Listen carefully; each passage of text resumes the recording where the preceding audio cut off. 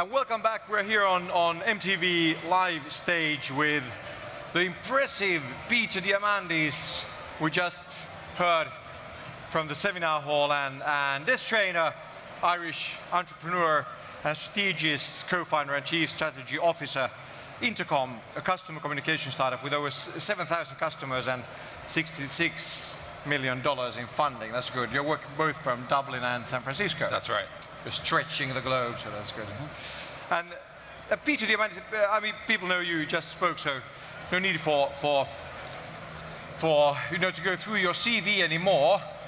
It was impressive as such. Please, hey, I mean, your basic message was that the future looks good, and we're heading towards a better future. Yeah, so I mean, all the stats, all the numbers, all the digits prove that we're heading towards a better future. My belief is that we're living during a time where an individual can do what only governments and largest corporations could do before. And that empowers us to solve problems. And it used to be that the only people who could solve problems were the governments and the large companies, but even then they were extremely limited. Today, as entrepreneurs, we have access to billions of dollars of private capital, we have access to advanced technologies, we have access to all the information in the world, and the number of people working to solve problems is increasing at an amazing rate.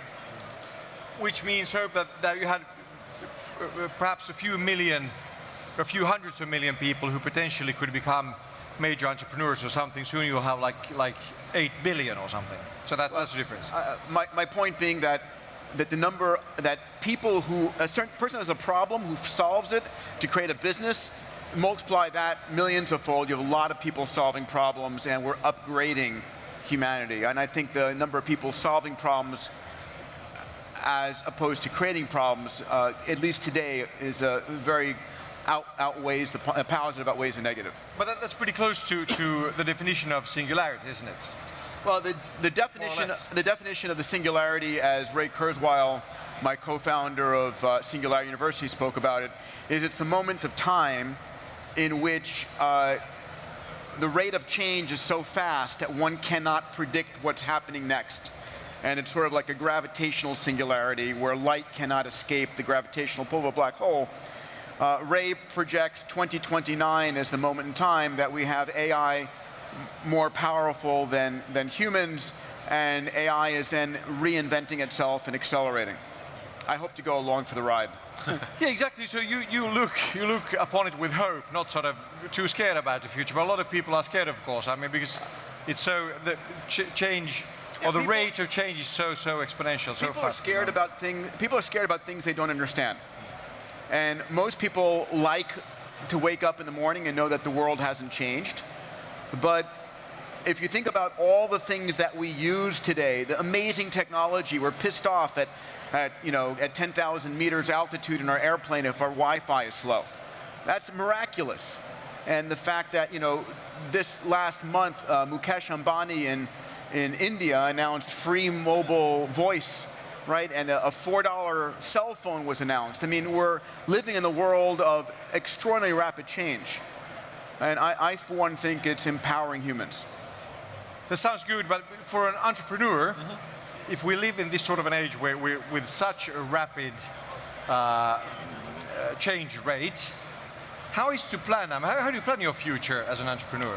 We don't know how it's going to look like in 5 years' time or 10 years' time or whatever. I think like the advice I give to a lot of startups is, and it's kind of actually, it follows from a piece of advice Jeff Bezos once offered, which is like, there are problems and human needs that will exist for a long time. Businesses will always need to talk to their customers. There's some basic fundamentals. So some fundamentals, and then out of those you focus on the attributes themselves that won't change. Like, you're not going to wake up tomorrow and say, I wish my phone was slower. You're not going to say, I wish it was harder to book an airline ticket, or I wish it was harder to talk to a business. People will forever, want these things to be better, easier, faster, cheaper, etc.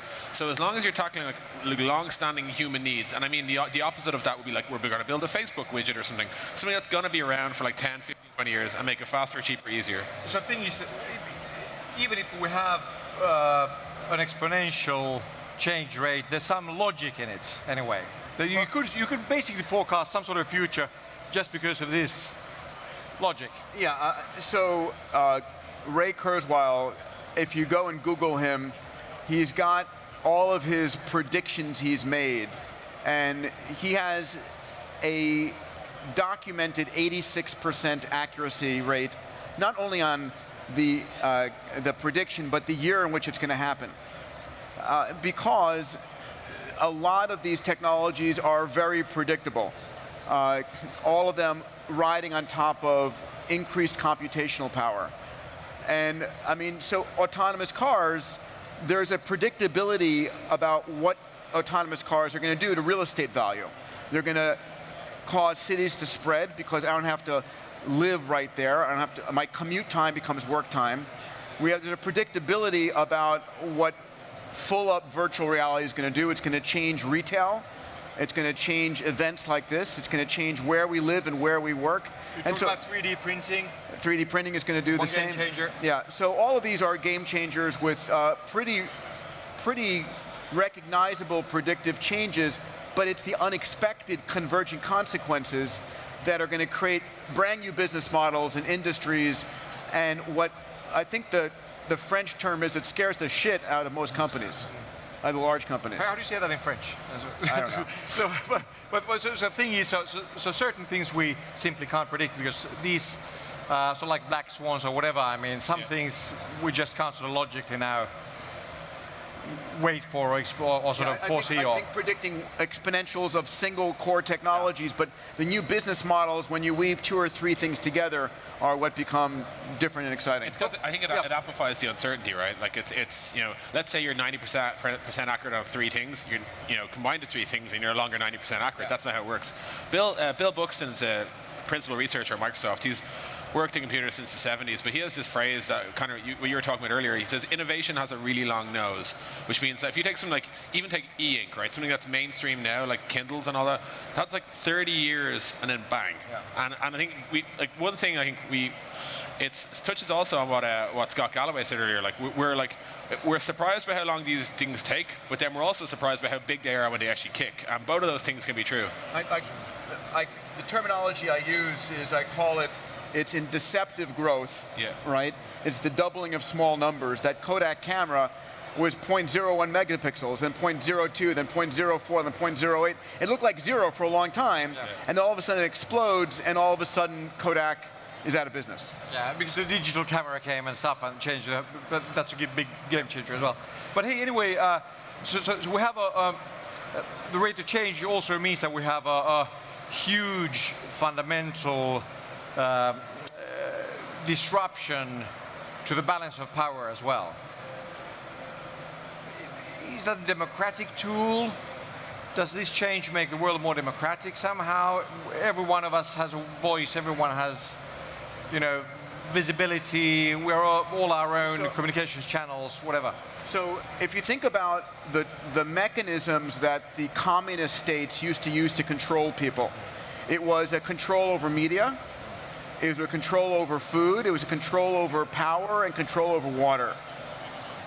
Education as well, all of these things. And what's happening is that all of these areas are decentralizing. And they're demonetizing, they're democratizing, right? As we head towards solar, there's nobody who's going to control my energy because my energy is generated on my roof. And I can sell it back to the state. No one's going to control access to my information because I can get it from 50 different sources. And this changes for good. We can't put the lid back on. No, it's gone.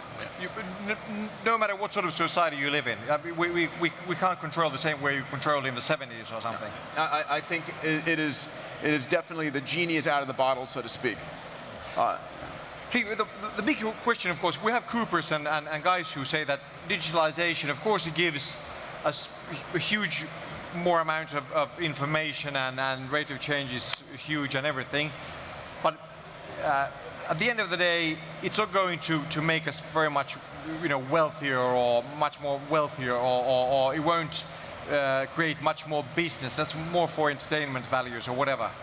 Do you have any understanding for that sort of digitalization critique?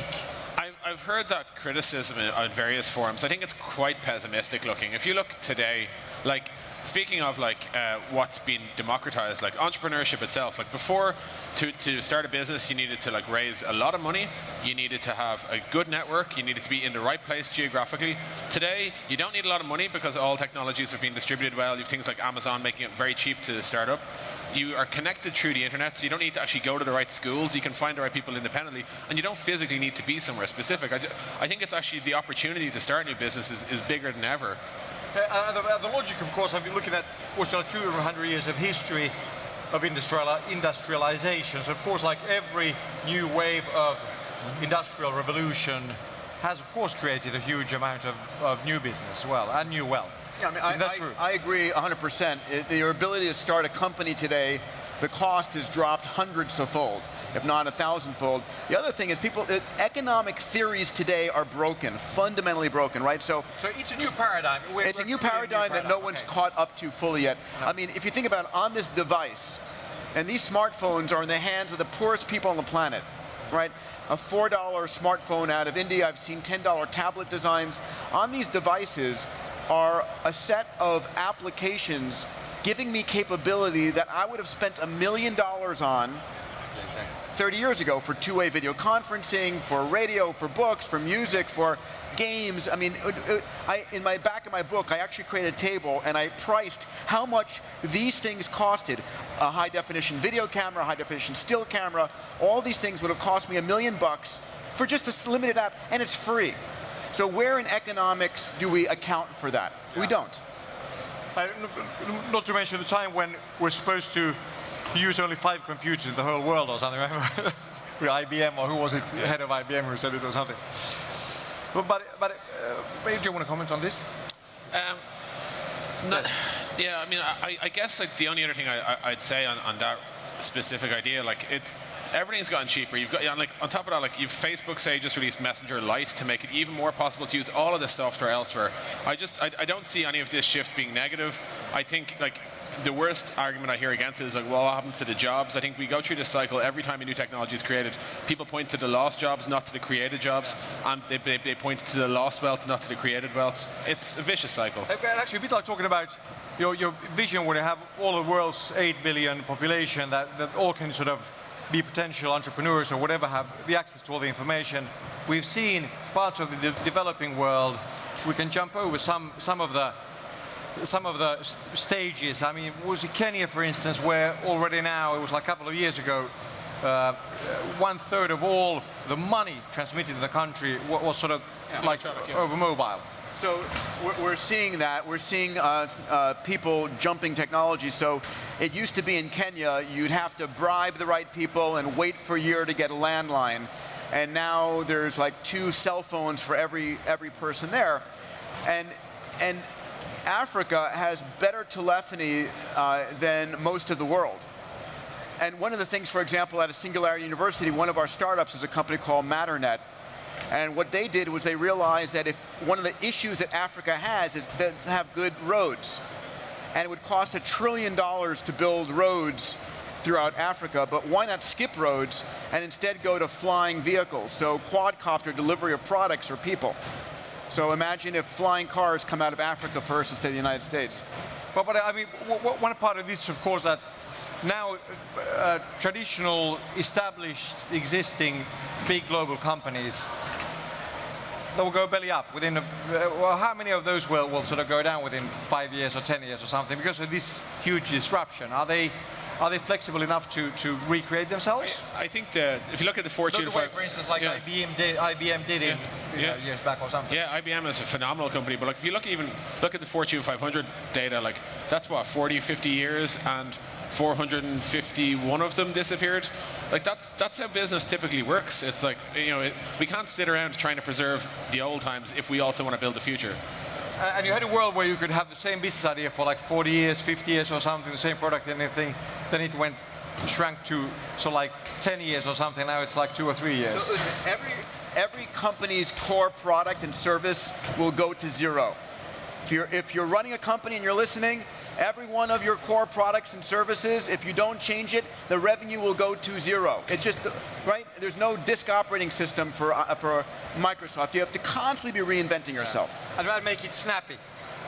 and make it faster. You've got to create an ecosystem of entrepreneurs around you that you're investing in, and you don't see Google or Apple disrupting themselves. You see them disrupting their adjacencies, their upstream and downstream. Peter Diamandis, this trainer, thank you very much for this short, sharp talk shock. Thanks. Thank you. Thanks. Great. Thank you.